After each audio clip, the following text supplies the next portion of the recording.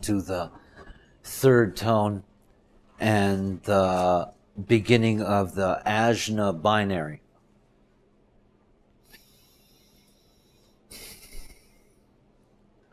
In the statistical research that is being done by Ray of Life Sciences, we come across some hilarious things.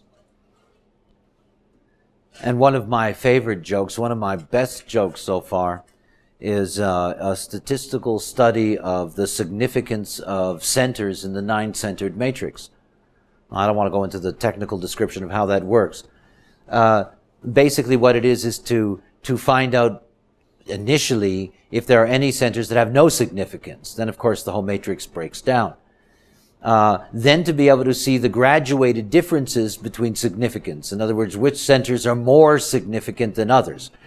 So we discovered that all of them are significant. That is, as we did with type, the nine-centered matrix stands up.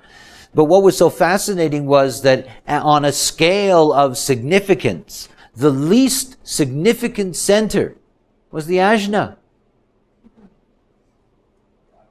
By the way, the real joke is that when we did the same analysis on the dream rave, that in the dream rave where you may know that in our dreaming state, that's when we're totally involved in the non-personal.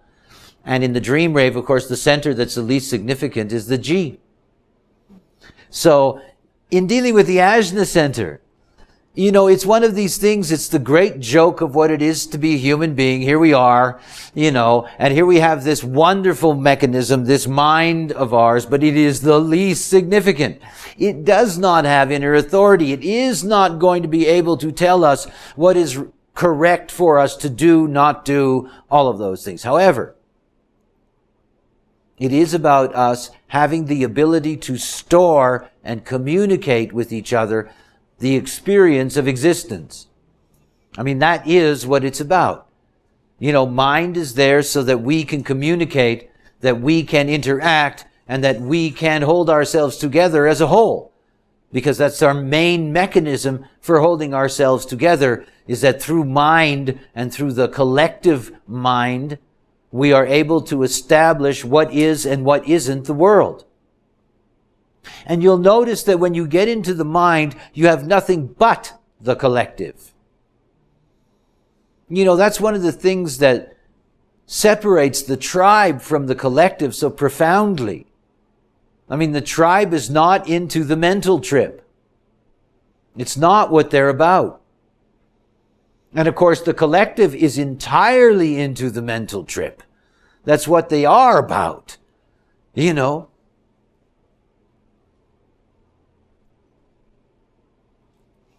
I have an old farmer friend of mine, shepherd in Ibiza. And whenever the moon was full, he would pump water. And I thought, geez, Antonio, you smart guy. You know, the moon's full. It takes less energy to pull the water up. You know, a good collective, logical concept. And I go over, I see him a couple of days down the road. I said, Antonio, I said, that's great. I said, I notice you're always pumping your water when the moon is full. He said, really? I mean, what the hell does the tribe care? You know. I mean, he knows when to pump his water. It's, you know, it's not a concept. It's not built on some logical calendar. It's not a, you know, it's not a matter of physics. You know, it's just operating through him.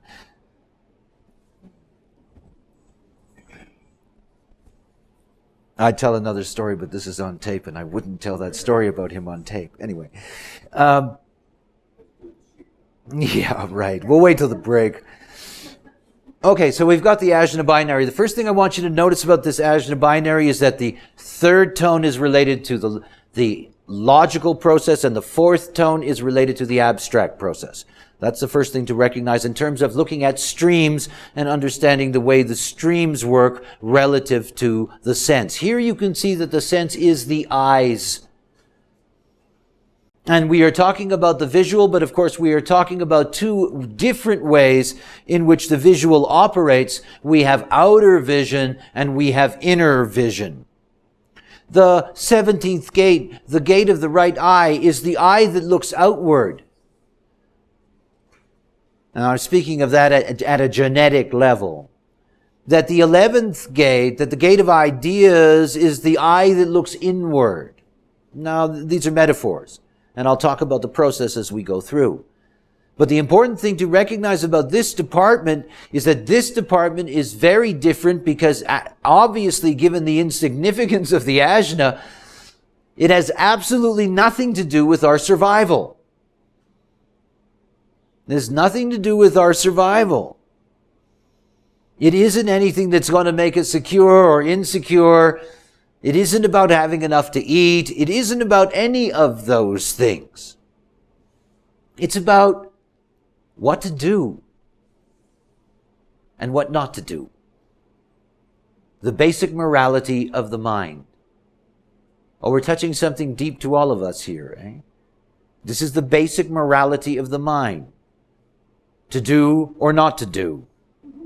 Now, the assumption is that the mind is in charge of that duality. We can do what we want to do. We do not have to do what we don't want to do. And so forth and so on. But that's the mind. It's the whole thing that the mind is busy with. Do we do? What do we do? And when do we do it? And can we do it now? Do we have to wait? I don't want to wait. I want to do it. What do I do while I'm waiting to do? Is there something to do while I'm waiting to do, or do I die? You know, the mind is only occupied with doing. It isn't occupied with anything else. And everybody wonders why their mind runs their lives and they're so unhappy. It doesn't know what to do. It wants to do. It will make up anything. And while it's making it up, it doesn't recognize that it's being conditioned by the chemistry that's prevalent in the body at the moment. That mind just takes the chemistry of the moment. So this is all about the curse of mind.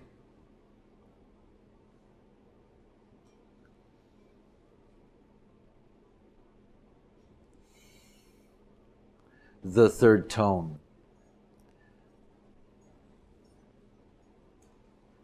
The right eye is always looking at the world of patterns. Always. The right eye sees everything as a pattern first. The right eye is sort of like a living cubist painting. It's always breaking up the landscape. It's always breaking up the world into patterns. When it looks at a human being, it might see eyes or breasts or shoulders or elbows, or it doesn't see the whole being together as one. It doesn't. It just sees patterns. And it is those patterns that it cues to, that it sees. And what it's looking for in the cueing to those patterns is how it can be safe to take action, or what way to take action, or where to take action. If you're going to be a boxer, good to have a good right eye. You see the places, you see the pattern, you see the spots. This is the whole thing about the way in which the right eye operates. And because it's always looking at the patterns, it's always preparing for action in that way. I can take action. I know the pattern. Here's the pattern. I'll follow the pattern. The pattern's secure. I know it's secure. Away you go. See, this is how the logical mind seduces somebody into taking action when in fact they may not have any right whatsoever to take that action. And the way in which it seduces us is it says to us, look, it's logical. Come on, dummy, it's logical. 1 and 1 equals 2. Go ahead, do it. Just do it. Yeah.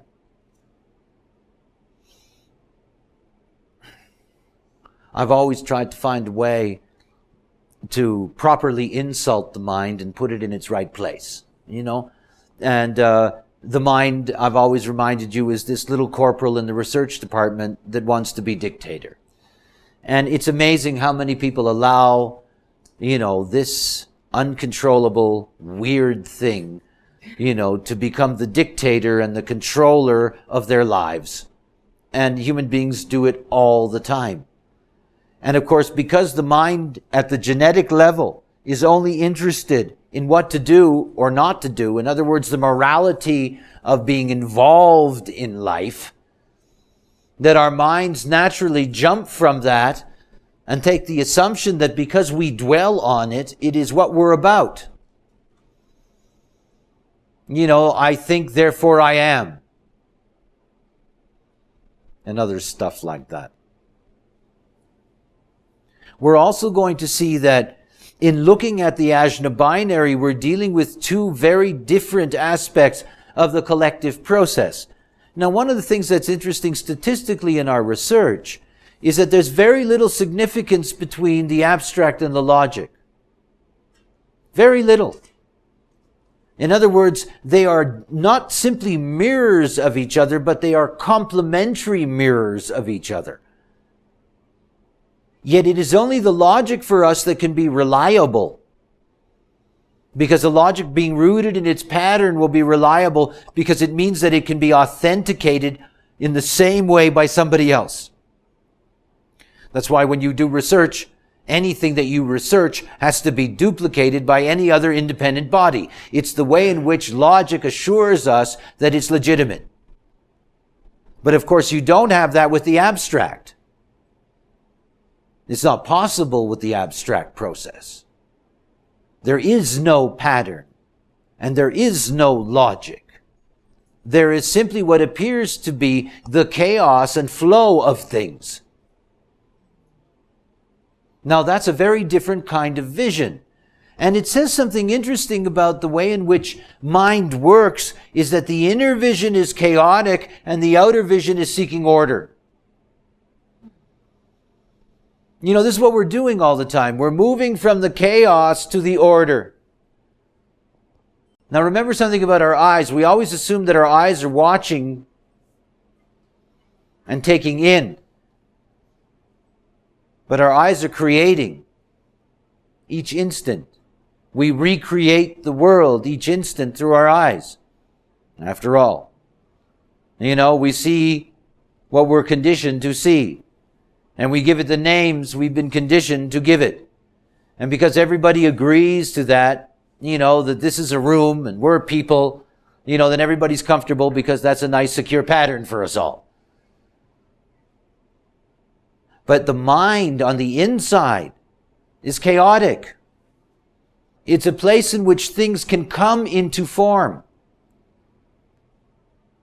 But it's only when it comes out, only when you see it in the world, that it can take on its real value. So you have a prana here between the inner and the outer vision. And that's a prana that's operating between the logical and the abstract processes, which are very different in the way they operate, but have the same goal in common. That goal is to assure us that we can continue to live on this planet. The abstract being will leap into the experience and let us know that we can do it too. It's survivable. We can make it. The logical will propagandize us with a proven pattern and assure us that it'll work, and we go along with it. You know, they're both trying to let us know it's okay, we're going to be all right here. So far, so good. Everything's all right. Let's have a break.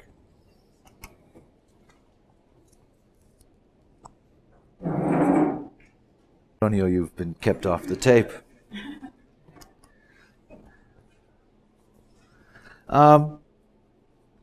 Let's return to the Ajna and let's start looking at the third tone and look at it in some detail. We're going to begin with this process of outer vision. Let's start at the beginning of the logical mental process. If you start at the beginning, first of all, by the way, mind, you know, any stream that's operating in the mind is a projected stream. We already know by the rules of mechanics that anything projected is going to have to be recognized. So mind in and of itself is not there to initiate. You know, it's there to be recognized, and then of course it can share out of that recognition. Outer vision. There's two different aspects of this. One is the vision to be able to see the pattern without it being there. Another vision is as visionary.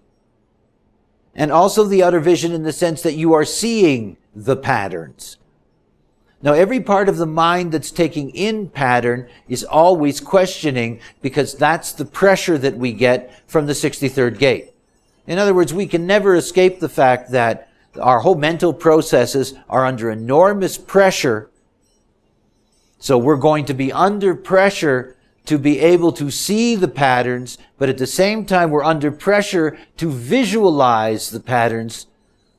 In other words, to project into the future. Everything about the success of propaganda is about what it will do for you in the future. It's not about what it'll do for you today.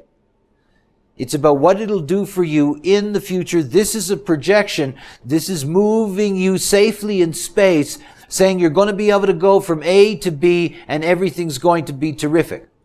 Now, what we know about the 63rd gate as a gate of doubt at the mundane level of our lives is that this is about questioning, and it means that the uncertainty principle that we met in the second tone, that this is the next level of it. In other words, that there is always doubt that one is seeing what one is seeing. I mean, there's always doubt that what you're seeing isn't really what you're seeing. And we have all kinds of expressions for that. Well, no, you didn't really see it. You didn't get the whole picture. And built into us is there's a question in us, is what we did not see more important than what we did see?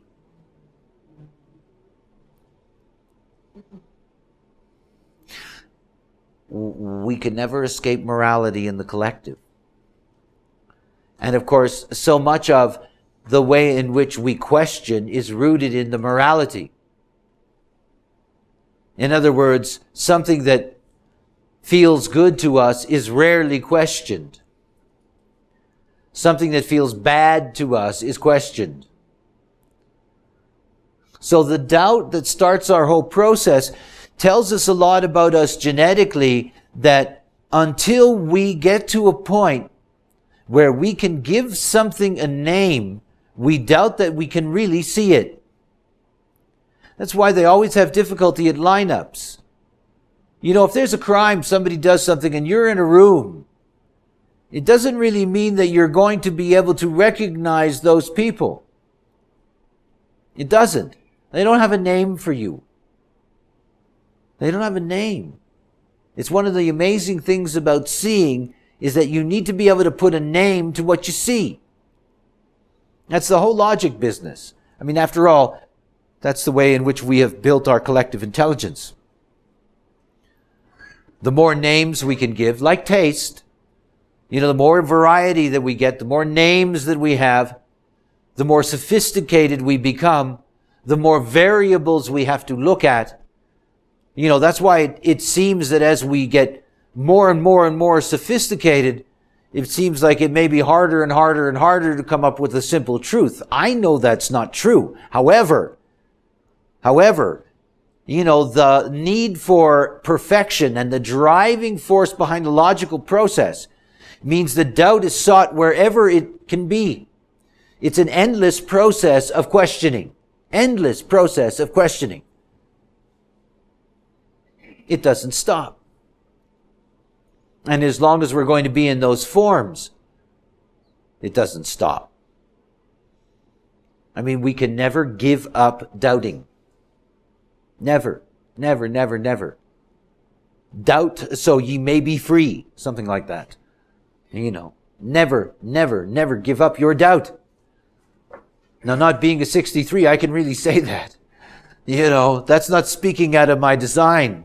You know, I don't want to live a life of doubting the human design system. I'm not designed for that. But it's something to recognize how important doubt is. The questions are so important.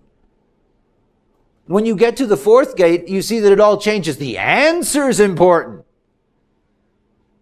You know, don't give me the questions, but the answers are important. And of course, genetically, we're designed to come up with answers all the time. We have to be able to moment by moment, second by second, confirm to ourselves that we are in a reliable pattern. Constantly. I mean, we all know that. If somebody was to go into each and every one of our houses today, and without our knowledge, remove one thing, we would notice. I mean, sooner or later, you're going to notice. We need our patterns. And even while you're not noticing, you're uncomfortable. Reliability for us as human beings is very important for us. So we have our names and we have our numbers and we have our addresses and we have all these fixed patterns that assure us that we know where we live, what the day of the week is. All of those little answers, they're all necessary for us, and it means that at the genetic level, that's really obsessive. I mean, logical people are really obsessed. I mean, it may not show in their personality. It depends on their design and how it operates. But the fact is that there's always this, okay, the pattern, where's the pattern? What's the pattern? What's the pattern? Does this work? Is this the answer? You mean it's not? Where's the answer? Let me find the answer. On and on and on. I mean, logic is as much a seeker as the abstract. It just seeks differently. And it seeks the security of the pattern. That's what it cares about. But look, it's outer vision. And because it's outer vision, it really isn't personal. And this is where people at the mundane level really get messed up. It's not about questioning their lives. It's not about having to come up with an answer for what they have to do in life. Remember that if you see the mind for what it is simply an outer authority for others. In other words, it's the ability to be able to express whatever the questions and answers happen to be that are floating around in the program. It isn't about anything else, and it certainly isn't personal. The moment it's personal, everything in your life falls apart when you take it personal. Because the moment you take it personal, you take it in, and you cannot erase that. You cannot get rid of that. You identify with it. You attach yourself to it. And then it becomes so important. I mean, it just becomes important, and everybody runs around with, all this weight and all this energy and all this stuff that they carry around. It's the most difficult thing for the collective to grasp about itself, particularly people who are strongly collective. It's difficult to recognize that that is part of them or them, and that for them to see that it's not personal. And they cannot take it personal, because if you are logical and you take it personal, you are always your worst enemy. Always. Because you hold yourself up to the same standards as everything else, and nothing is perfect. And you punish yourself against that standard. I'm going to work harder. I'm going to study more. I'm going to be better.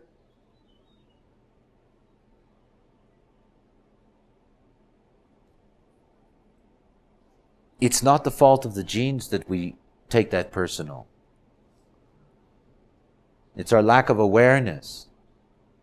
After all, it's necessary for us to be secure in whatever patterns are available as long as they're available. It's absolutely essential. The other thing is that we're really not discussing here about the nature of the perfected process, is that it does improve. I mean, that's the whole thing about logic. The whole thing about logic is that once you apply an organized system, then you can begin to improve upon that system. I'm a better educator today than I was 13 years ago when I started in my process.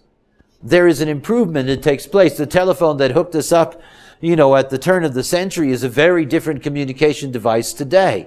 In other words, there are improvements that take place, but there's no perfection in that. And yet being involved in the reconfirmation process all the time adds improvements to the basic pattern that's there.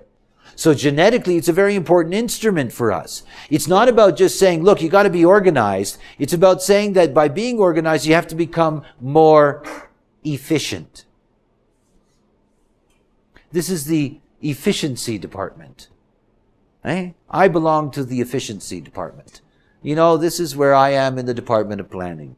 I want you to be organized. I want you to have an answer. I want you to be much more efficient as objects moving in space. Most of you are just creating a lot of drag, and there's wear and tear on you psychically and physically, and you'll probably end up dead before you get it. However, that was for most of the people on tape. I don't want to make you feel uncomfortable. Is that okay?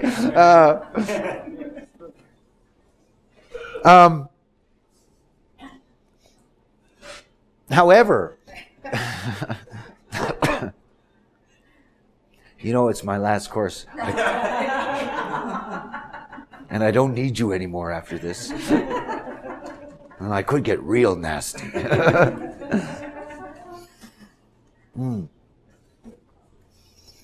It's about establishing an outer view. That's the ultimate goal of the third tone, is to be able to establish an outer view, to be able to establish a vision based on a pattern. And then when the third tone can get to that place where it can have the pattern and establish and share the vision, then it's successful. But that's not the end of the process. The moment that you bring a pattern, the pattern then has to live out its logical life, which means it constantly has to be tested. Constantly. Over and over and over and over and over again. It's got to go through that process. And each time that it goes through that process, everybody becomes more and more relaxed with the fact that that's the way that it works. Just because there is subjective approval for human design doesn't mean that that's a place where it can stop. It can't, because it's a logical system. In other words, it's got to go through the scrutiny, it's got to go through the testing, it's got to go through the research. It doesn't matter subjectively that I can change your life in 40 minutes sitting beside you. That's not the point. That'll never be sufficient for the logic system. Logic has to see that what may be a mutation is in fact based on a pattern that can be acceptable to the collective. And then they will go through their whole collective process with it. And by the way, the moment that they take it, it's different than where it was at the beginning, because it goes through its own evolutionary improvement process. Right? There are other people that teach people design in terms of being professionals and analysts. They teach them better than I do, because that's not my job. In other words, there's a process that takes place in which there is a natural evolution, there's a natural improvement, but it constantly has to be verified. So what the third tone is trying to do is that it looks out at the patterns, because that's one aspect of its function, to be one of the rods, to take in certain amounts of information. Everything that it's taking in, it's questioning. Everything. Remember that. Everything that's taken in is questioned. It doesn't mean you're doing that consciously. Every pattern that you're taking in is questioned. If you're really aware as a logical visionary in that sense, you can go home after taking a drive and suddenly remember that there was a sign that was once somewhere that wasn't there anymore. There's a way of recognizing the pattern in real detail, because the moment that you can see that pattern, that's the moment you can build on it, and you can begin your process of trying to imagine to be the visionary that can go beyond that and see where the pattern will actually lead to. Now, it's funny, in my own nature, I don't like to do that. Anybody who knows me intimately, who wants to engage me in talking about the future of human design, finds that I'm enormously resistant. I'm too much the individual and the existentialist. Let's just see what design is like today. Yet there is a part of me, because I carry the third tone, there's a part of me that can never escape that. There's a part of me that can always see, based on the pattern as I see it, where that pattern is going, what its pace is, all of those things, because it's part of the way in which outer vision operates. Now that says something very interesting about the importance of stimulation. You know my concern about children, my love of children. And one of the things so interesting is the studies that have been done on the developmental capacities of children that are highly stimulated in their early years, the first 3 years of life, and those children that don't get a lot of stimulation. In other words, a lot of people talking to them, reading to them, showing them things, bright colors, all of these various things. this is such an important attribute, this stimulation field. And of course, what's happening is that with the questioning capacity and the ability to see patterns, that the earlier the patterns and the stimulation process starts, the better off it is for the children. In other words, it's going to enrich their capacity to have much greater questions in their life and much more important answers in that sense to find. Again, you can see that poverty, both intellectual and physical poverty, is one of the great curses of this planet. I mean, it's one of the great curses of this planet. Because, of course, along with that poverty comes the diminished resources at the mundane level, which means that you don't get the expansive diet, so you don't get the broad judgmental capacity. In other words, to see enough variations to be able to have a more solid kind of judgment, and you don't get the same kind of intellectual stimulation. You don't have the same kinds of early patterns that get you processing those patterns and get you to start working on the question and answer process. In other words, poverty is going to eliminate many opportunities in the gene pool. That's why we have such ready violence in the world amongst those that are disenfranchised and poor. Because you see, their genetic line is being strangled off. They're being limited to less and less and less of what the world consciousness really is. In other words, the broader field of judgment, the broader field of recognizing an answer. Remember, if you have a limited field of perception, you may not grasp larger questions at all. Now, you're only going to be limited to a specific, and it's chemistry, guys and gals. It's chemistry. It's about what you get to eat. It's the toys you get to play with. I mean, it's something very important to understand. You see, we've, what I call retros. The world's filled with retros, That is, those people that want to go back to the farm and back to the primitive way and, the fundamentalist movements, all of these things. I can understand the basic resistance to the collective future if the collective is to rule. However, they are taking us in that direction. And we're not going to escape it because, after all, logic does know the way. I mean, until there's mutation, there isn't anything else you're going to be able to trust but logic. That the collective program as it operates today, it's taking us in the right direction.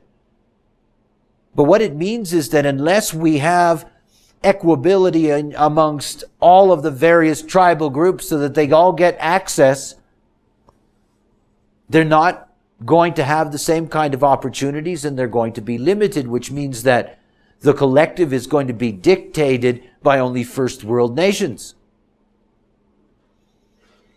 Which, of course, is the case today. The first world is dictating the flavor of what the collective happens to be. And that also means that is the propaganda layer, if you will, that is pointing towards our future. I mean, they're all pointing, those that are in control at the top of the hierarchy, they're the ones that have the broadest amount of stimulation. They're the ones who have the most questions and answers on their plate. They're the ones that are telling us where the direction happens to be. Everybody's got to get on board that wagon. Now, of course, what they do is that they try to get us to go along with them. And one of the ways that they do that, of course, is by enslaving us into the modern bureaucracy and into the modern social systems. The moment that you have a social security number, they've got you at some level or another. So this outer vision has to be seen in two ways. That is, because it's moralistic, you've got two ways in which it works as a polarity. The first way is, let's call it the positive. Let's be nice. Eh? The positive way is that there are legitimate questions that can have valid answers, that can bring genuine improvement to society. And that the real task after that is to be able to be reasonable enough to get society to identify with it and go along with it. That's very positive. No question about that. However, the collective can also, and it always will, that the moment that you have somebody that can present that positive argument, you will see that instantaneously you have the devil's advocate who's going to be able to present exactly the opposite argument. Exactly opposite. It's like the story of Venus. Right? I mean, the scientists can't figure Venus out. It flips them out. Eh? You know, for example, on Venus, there's a mountain range that's 25 miles high. And it's been 25 miles high for 600 million years. Now here, we cannot imagine that. How the hell is that possible? There, you know, there's an atmosphere there. There's all those things there. You know, why is it that that mountain range can stay the same height for 600 million years? I mean, no mountain range on Earth stays the same height. It's constantly either being pushed up or being eroded downward. So you have all these scientists on either side, and they all have these splendid, computer-animated, verified, blah, blah, blah theories of theirs that are exactly opposite each other. They found out something incredible. The planet's dead. And what happens to it is that 600,000 years ago, the whole surface of the planet collapses into its boiling hot center and then reforms and starts again. So right now, it's dead. You know, at any given time, the whole planet, the whole surface of the planet collapses into itself. Everything is fresh and it starts all over again. When they finally figured that out because they took meteor impact images of the planet and dated it. And what they discovered is they're all the same age. I mean, it happened at the same time and then everything died. Nothing changes. Nothing's different. 600 million years. Same movie on the surface. Collapsed underneath. But my point is, the scientists. You're always going to have these two sides. So one of the things to recognize about the negative application of the collective is that it is a positive contribution. The whole thing about the collective is it's not tribal. It does not allow itself to be placed under the thumb of authority. And so there's always going to be a place in the collective for negative challenge. Now, of course, what infuriates us is when that negative challenge is applied to something that appears to be viable, useful. You know, that's when we feel like that kind of challenge is an uncomfortable thing. But recognize genetically what that means for us.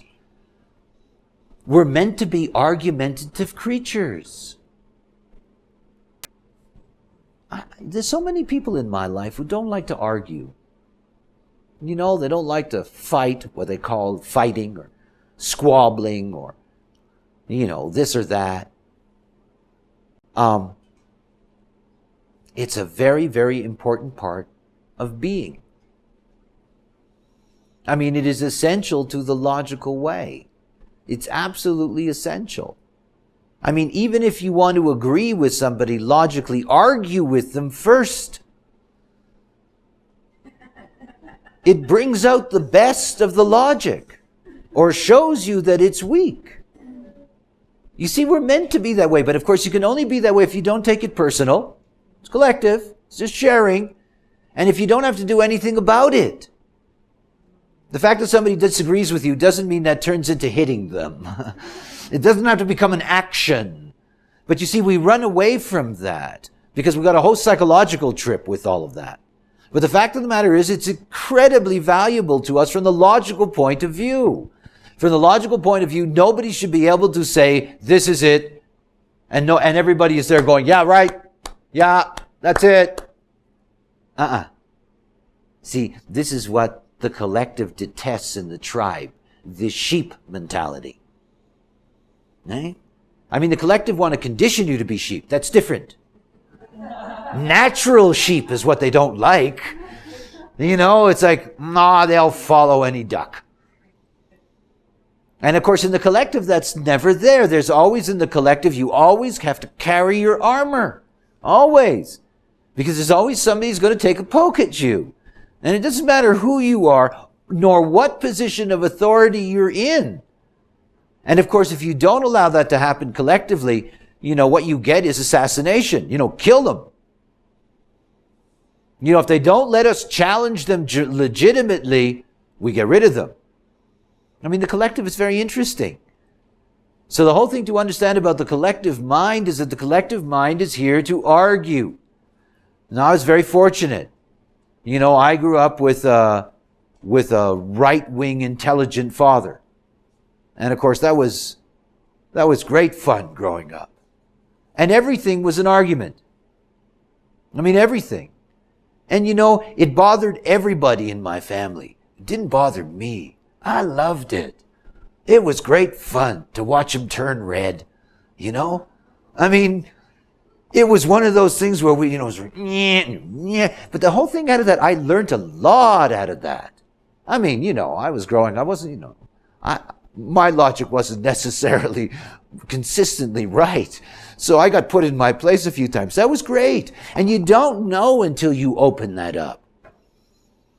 It's a very beautiful thing. Now, of course, in this country, you have lawyers. And I guess you got so many, they do it for you, and you forget.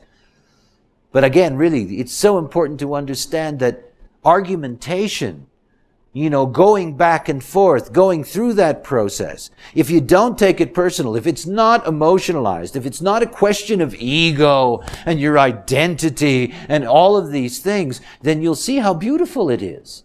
Because it's the way it's meant to work. The whole Socratic, blah, blah, blah, all of this stuff. It really is something that is a boon to proper intellectual development. And it's one of the things that we don't have anymore, other than debating societies or things like that. We don't encourage that kind of confrontation because people are just too insecure. There's too many other things. They're not self-life. They're hating themselves. Their lack of adequacy, all of that stuff that, they don't want to deal with those things, even though they're worthy and should be, could be, might be, using their language, dealt with and be productive as such. That leads to the 17th gate, and it leads to the symbol of the right eye. The 17th gate is the gate of opinion. Now, the 17th gate, like the 11th gate, these are gates of teaching. But they are gates of teaching, which means that they are first gates of being students. And it's very important for them both, in that sense, to understand that process. In other words, that first they have to learn and then they can teach. They're not going to get it the other way around, which means that it takes time in their process. That 17th gate of opinion, genetically, there is something unusual in this gate because this gate has problems with time. It's one of the most consistent things you'll find with the 17th gate is that it doesn't really know how long things take or how quick they take. And it is not going to have a successful judgment when it comes to the timing of things. Now think about that. That's where the opinion is being established as to how the pattern can be seen in the future. If that doesn't make you nervous, we all know that, eh? If you grew up in the post-war era, in the 60s, it was very common to have magazine articles and a whole set of science fiction genre that was going to tell you what 2000 was going to look like. Now, those were all 17s. You just know that. We don't have all the things that they assumed that we were going to get. And it's not that we may not get them. Beam me aboard, Scotty, and all that nonsense. It doesn't mean we may not get them, but the timing is really off. It's really off. 2000 really doesn't look all that different from 1960. We don't have all these flying things and blah, blah, blah. We don't have the, cities on the moon and, all of these things that were predicted and the household gadgets. There's a case I'm going to miss. The only thing I'm going to miss in America, I'm truly going to miss in America, aside from you, of course. I don't want to upset you. The only thing I'm going to miss in America is my electric garage and the weird cable stations. That's America. It really is, you know? And the cable stations, you get to see the bizarrest stuff on these cable stations. The things they sell and the way they try to sell them, all of this stuff. Anyway, I don't want to get into it. It's too much. Outer vision. 17th gate, you know, when you're dealing with the 17th gate, you got to see that, look, if their timing is off, you know, how many presidential candidates say, you know, not in my term will I increase taxes? Now, you know they don't want to. I mean, it's bad politics. But they got the timing off. You know? Or you can call them a liar, whichever you prefer. There's always going to be difficulty with the timing, which is why you have to be very, very careful about somebody who says, as people do to me all the time, well, the pattern's great. I mean, within moments, everybody's going to know. Yeah, thank you very much. Thank you very much. But your timing, your timing's off. Be wary of logical people making time promises. Now, one of the things about that is that if it wasn't for the distortion in the time in the 17, we really wouldn't be racing along as fast as we're doing.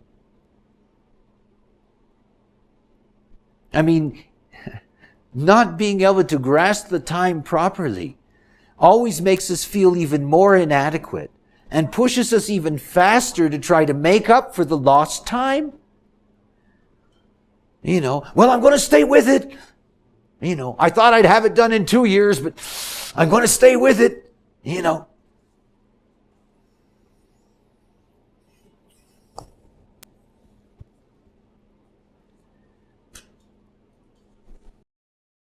What's so interesting about the way in which the distortion of time operates is that it means that you cannot accept that the pattern they claim that is reliable now will really be reliable in the future. You can't trust them. That's why you have to have people all the time testing and checking and letting you know on a regular basis that it's all okay. Because you cannot accept the promise. They don't have the timing right. You know, it was like these people that were building roads in cities in America in the 60s and said, you know, that they could handle cars for the next 50 or 60 years. Only to realize that, you know, they just didn't get that. You know, they didn't get their timing right. So there's always this distortion that's there, but the distortion is there to make us feel inadequate so that we'll work harder. Which is great. The 62nd gate is a metamorphic gate, and as such, the genetic material that's here in the third tone is very important. That is, this is the ability to be able to transform frequency into recognizable patterns. To transform frequency into recognizable patterns that can be repeated as recognizable patterns. That's language. That's the gift of the 62nd gate. It takes a frequency, and it takes that frequency, and it frames it in a pattern. Now, the way it does that is that it gives it a name. And by framing it in that pattern can then be repeated. Some of the various early names were the sounds themselves. You know, there's many tribes on Earth. I was reading an article about some Inuit tribe in Alaska, and the names for its various birds are the sounds that the birds make. That is, the human version of them. So one of the things that the 62nd gate does is that it makes us possible to be able to concretize the Maya. And we concretize the Maya through names. By being able to set the pattern, that it's not enough to set the pattern. There's always this joke about the secret name. You ever get the joke of that? A secret name doesn't exist. It has no power. It has no power. You know, if there's a name and you're only holding it within yourself, it has no power. And so many people have been looking for secret names. You know, the names of power. It's a real joke. The moment that something has a name, oh boy, then it has power.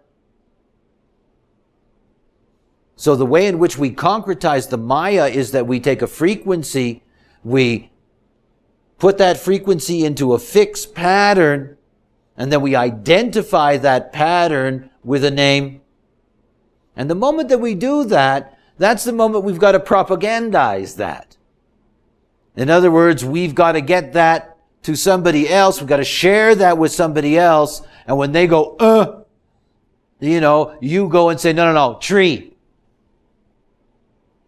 And the moment they get it, that's the moment that you have brought them into the collective in that sense. That's the moment that you formed a common bond with them, and that common bond is through the name. And of course, because we're dealing here with the throat, we're dealing here with speech, and we're dealing with the acoustic phenomena that holds all of these tones together, we're dealing with the magic of the word.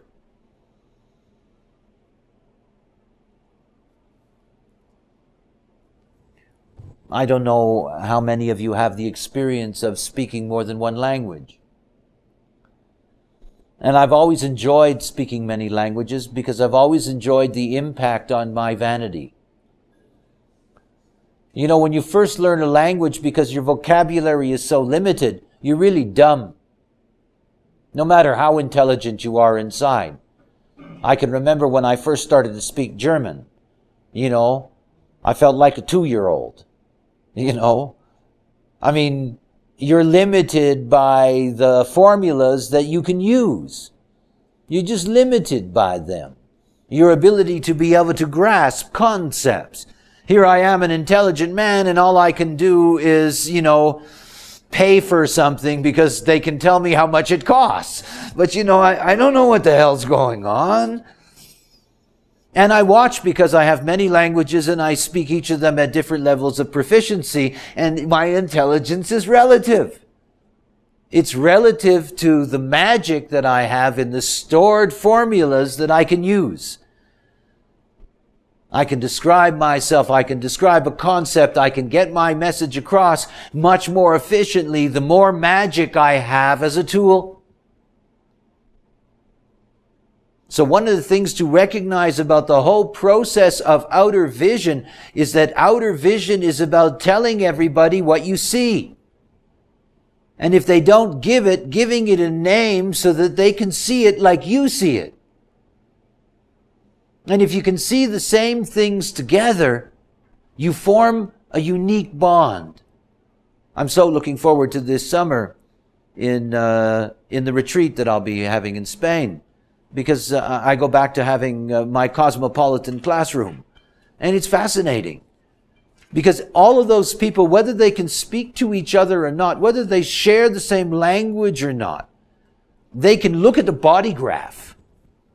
And that through the body graph, they have the same understanding. In other words, the moment that you establish a formula, you give it a name, the moment that everybody accepts that name, that's how the collective works. So when you're thinking about being in this department, when you're in the 3rd tone or in the 4th tone, you have to see that don't get caught up in thinking that this is just the visual. It's not. It is the translation, the metamorphosis of the visual into the acoustic in order to impact on others. It's a bonding mechanism, and it's through the voice that our minds are linked in unison. That's the whole process. The linking of the global or the universal mind, if you will, that linking, all of that is coming out of these 2 tones. Now, obviously, we're going to see when we get to the 4th tone tomorrow, we're going to see that there is a difference in the way in which the abstract process functions, but the net result is the same. You get to the throat, and then you have to be able to articulate it. The whole thing about logic is if you don't have the right names, and if people don't share the same recognition of the right names, everything breaks down. Everything.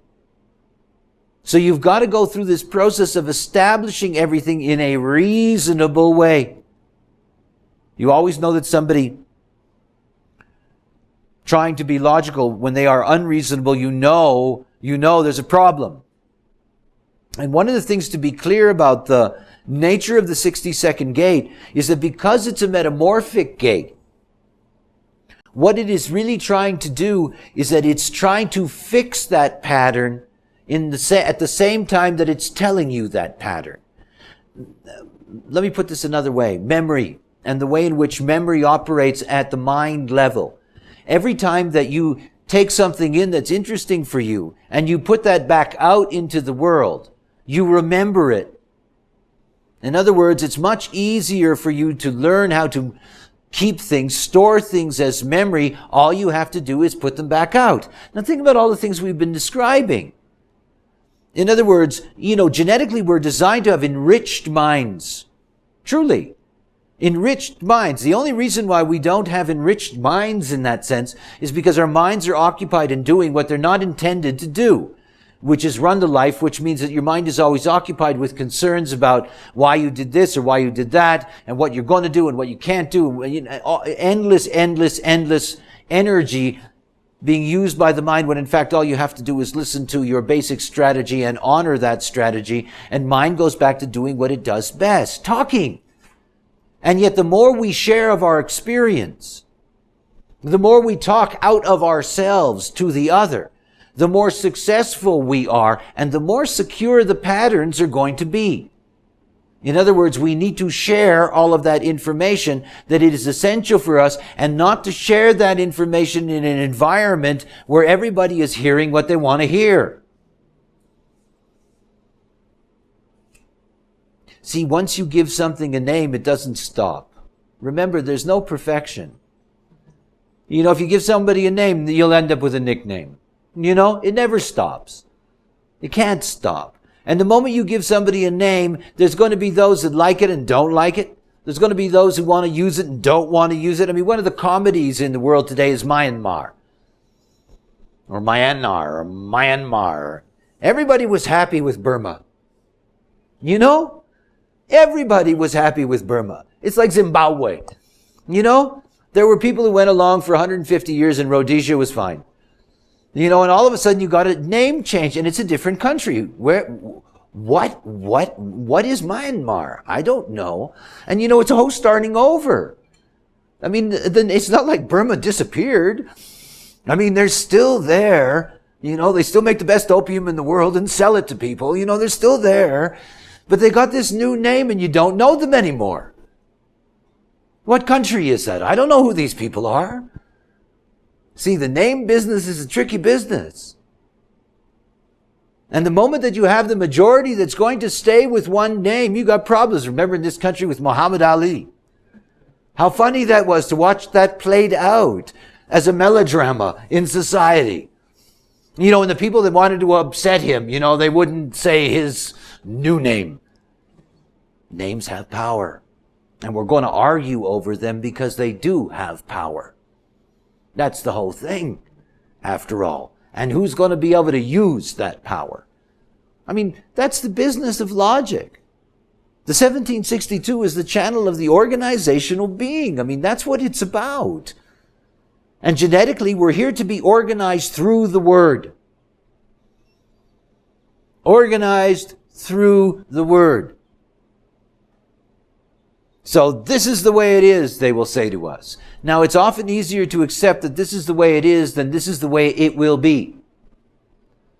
Because we know that they're unreliable in terms of predicting how the future is going to operate.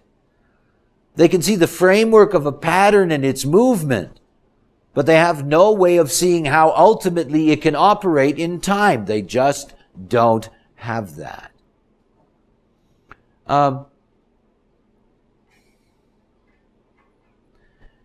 To see or not to see. For everything in design, there is a binary. For many, this could be the channel of the disorganizational being. Not being able to fit into the organization. Always having some chip on their shoulder about the way in which it operates, that it's not really the answer, that it's not really for them. And this is the basis of what we call schisms. And it's a very, very important attribute of the collective as it develops. In other words, schools of thought. Because it remains argumentative and because it's always looking for perfection, it will never accept any pattern just in the way that the pattern is. It can't. You know, forever people are going to be fucking around with human design. You know, I'd like to hang them all. You know, but what to do? You know, you can't stop that. That's human nature. You know, they're going to tinker and play. They will do all of those things. It's part of the logical process of affirming the knowledge, but it will always lead to schisms because logic is like that. We understand human design better than you. You know? I mean, there's always going to be those things, even when you're dealing with a logical process. Because you have to recognize that logic will always break down again and again and again into perfecting cells. Each cell trying to perfect it and make it better. Each cell challenging the authority of the source. I mean, that's how it works. That's what they do. On and on. You see, the vast majority of logical processes are not, like human design, revealed knowledge. If somebody, as part of their logical process, you know, is operating on the logical plane and bringing something into the logical plane, that is always the way that it's going to be dealt with, because it has to.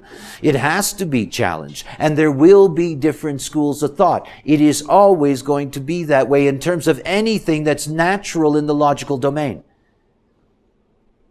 It's the way our genes work. We try to get as much diversity as possible in order that when the next plague comes, or whatever it happens to be, that there's going to be some survivors in all of that. Schools of thought are like that. As a matter of fact, when you look at the works of Aristotle or Plato, you're actually getting the results of a school of thought that was one of many that circulated at that time, but their stuff happened to survive. In other words, you know, when the fire at Alexandria burned it all down, you know, some text left over from one of those schools of thought, that suddenly becomes, this is the source, you know. But of course it survived the plague. And who are we to judge, after all? It's the survivor. And so one of the things to see about the logical process is that it needs to keep on moving towards diversity. Now, this is the thing that's so disturbing to us, and one of the things that gives us this sense of our chaotic direction in life. In other words, when does all this diversity end? This is not about synthesis. This is not about seeing how everything flows into one. This is about how everything comes out of one. You know, so out of doctor, what do we have today? Thousands of variations on that theme. I mean, thousands of variations on that theme. And you've got this school of thought that's allotropic, and this school of thought that's homeopathic, and this school of thought that's just right down scalpel-like. You know, you got all these schools of thought. And it isn't to say that any one of them particularly is incorrect. It's all relative. We know that. However, they're always in tension with each other. My school's better than your school. You know, it's the way that it works. We can't afford to take all that personal. That's the fleshing out of logic. And of course, now we're living with the most intense fleshing out ever. Ever. Which means that it can be a little mind-boggling. You know, we've got so much stuff that's floating around now that we're dealing with, talking about, sharing, seeing, experiencing, in order to be able to get a grip on, you know, our place in the world right now. The Ajna center is the pituitary system. And the pituitary glands, the anterior and the posterior pituitary, have enormous impact on the way in which our chemical, biological lives operate. They are, in fact, master glands in the endocrine system, and as master glands, they control the overall inner functioning of the body and its surface's interaction with the rest of the environment. Now, what the pituitaries do is that they release information, chemical information, that acts as a guide to, instructs. And basically what it's doing in language that we can appreciate is that it allows us to see what's going on and the interaction we have with the world around us. And it means that the way in which we see something impacts on our physical body. If every day of your life what you see is ugly, good luck. Because you're taking that in and you're holding that inside of you. Remember that, I don't know if you've got this yet, that it is the chemical things that we take in, these chemical things that we take in, that make such a difference for us.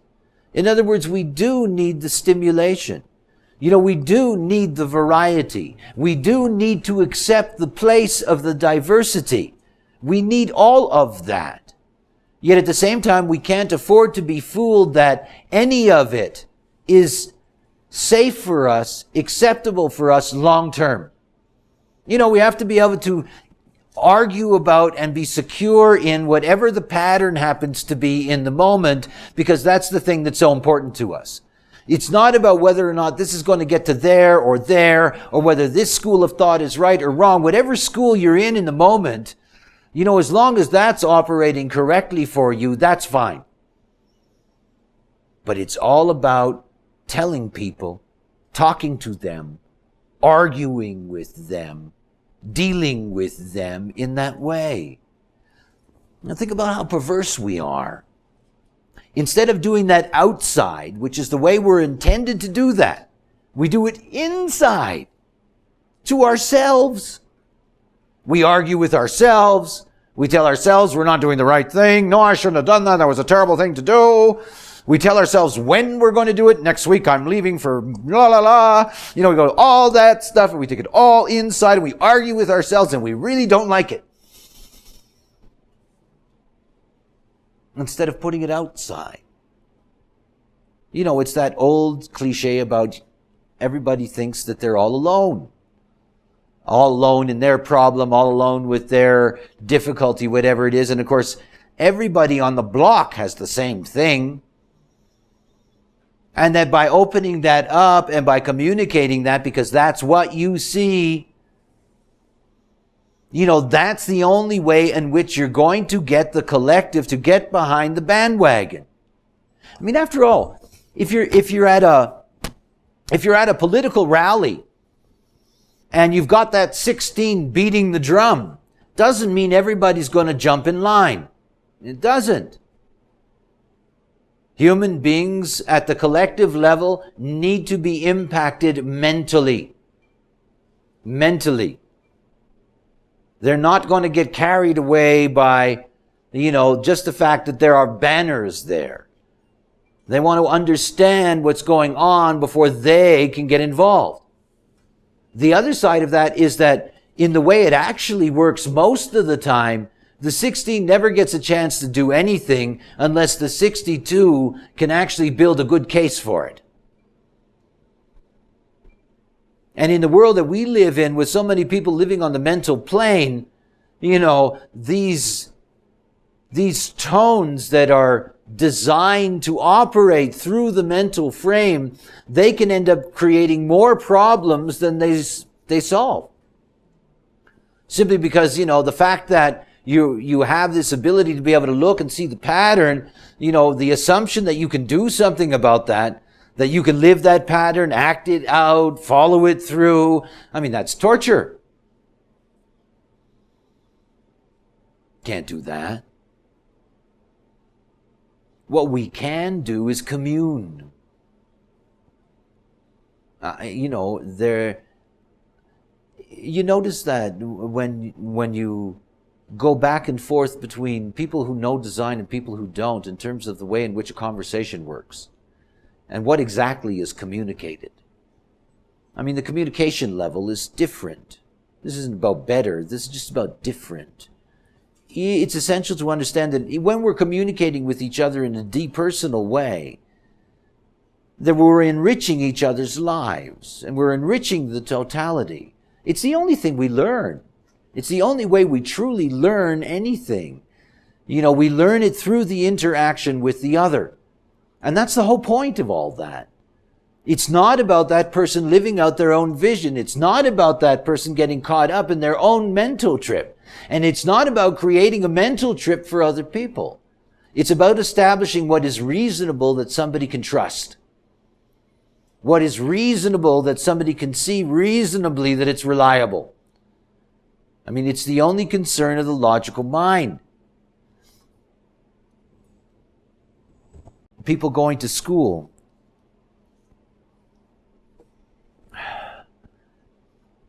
There's so much of what they learn that's not reasonable, impractical, not of value. And they're not allowed to be trained argumentatively. There is not that essence that is there. What we've basically done is that we've provided a collective principle under tribal rule. In other words, that the teacher and the principal and these kinds of things, these are positions of power and authority. They must be obeyed. You're not allowed to shoot them, stuff like that. They're supposed to, and that is not the way logic operates successfully. It isn't. Oh, it's a way of keeping order, if you will. But that's not going to open up the proper kind of logical process. It's a hindrance to that logical process. The other thing is the importance of the expansion. They have done studies, and one of the things that's interesting is that when a child comes into the world, and it comes into the world with more than one language that it has to deal with, that it has a balance in the size of both lobes of the brain. And that there is a one single language area that develops that is 3 to 4 times larger than the language area in a person that's learning only one language when they're coming into the world. In other words, words for us are very important, and the vocabulary is very important, and the expansion of that vocabulary is essential. It always makes me laugh. There are people that I visit, and in their bathroom, they always have the Reader's Digest, which is really cute. My name is Jack and I'm your kidney, or, stuff like that. But they always have this wonderful array of words, to add to your vocabulary. And I thought, how quaint. People Magazine doesn't do that, if you know what I mean. In other words, it's one of those things that's really good for us. The expansion of language, the expansion of our vocabulary is something that's healthy for our minds. It makes us better judges of the patterns that are there in the moment. And it means that if we're falling down in our ability to educate and keep our language healthy, and of course this is a major thing that the collective is concerned about. The collective wants language to stay healthy, because if the language stays healthy, if the language isn't corrupted, if it doesn't break down, then you're going to be able to have the perfect tool. The perfect tool for the collective is the English language. This is the perfect tool. It's an insidious language. It's a whorehouse language. It doesn't matter, in English where a word comes from. You can say déjà vu, you can say angst. It doesn't matter what the root is. It doesn't matter who spoke it originally. It's suddenly English. And English takes in all of these words. The largest technical vocabulary in the world. 2 million technical words in English. 2 million technical words in English. So it's taken over the scientific world. There's a lot of people out there who resent the English language. But it is now the most common second language in the world. The collective loves it. See, if we can all be hung by the same note, it's perfect for the collective. We can say it in one language and everyone's going to understand. Now remember, if you lose your root, you got problems as a tribe. But the thing to see is that the collective, the major concern of the collective is that we get overwhelmed by a lingua franca. Now that is an old way. After all, in the throughout the first millennium, throughout most of the Western world and North Africa and parts of Asia and India, everybody spoke one language. They all spoke Latin. We did have a way of organizing society, and it was an incredible way of doing that. It was the greatest accomplishment of the Roman Empire, was to be able to communicate in one language to everybody across that entire spectrum. And of course, we have always had those kinds of languages and their roles. For a long time, for example, that was French, which was a political language that was used as the base language throughout the world. The French have never forgiven the English for usurping that position. Tough on the French, after all, they're the most arrogant race we've got, so let them stew a little bit in that, after all, they did create the world, so we have to give them some credit for that, or at least they, that's not true. Après moi le déluge, after me the flood, only a Frenchman can say that, eh? I don't mean to be dissing the French today. They just cropped up. Anyway, so there's a necessity in humanity to have a single language to communicate through. Now, this is the work of the 60-second gate. The 60-second gate is trying to create a way in which everybody can find the Aleph. The story of the Aleph. Story of the Aleph is that to look into the Aleph is to see all things at all times at once. In other words, the magical key. And everything about the 60-second gate is that magical key. It's that key that says if we can all tune into this, then we can all be one in this. One of the unique things about human design is that because there's terms that have never been in the language before, ever been in the language before, it has a very different kind of impact. Personality crystal, design crystal. These things have never been in the language. And of course, the moment that you see a mutation taking place is when there is a new word that comes into the language and it takes hold. And you can watch that. Watch how words come into a language. What you're looking at is, you're looking at something being added to the consistent pattern of the whole. And then it becomes acceptable. This is the whole business of naming things. It's all names. If you don't know the names, you're out of it. You got to know the names. You got to know how it works, and you got to have a name for it. And everybody's got to share that. You know what that's like to live out your design and people around you don't know what's going on. If you don't have the same names for things, design is based on a purity of its language. Everything has a name specifically. And yet many of those names are different when you see them in the context of society. The way we use fate and karma and destiny as simply terms of geometry rather than moralistic equations. And until you have commonality in the way in which you have definition, in other words, the way you define a name, only then do you have a bond that's truly made, that is not easily ever broken.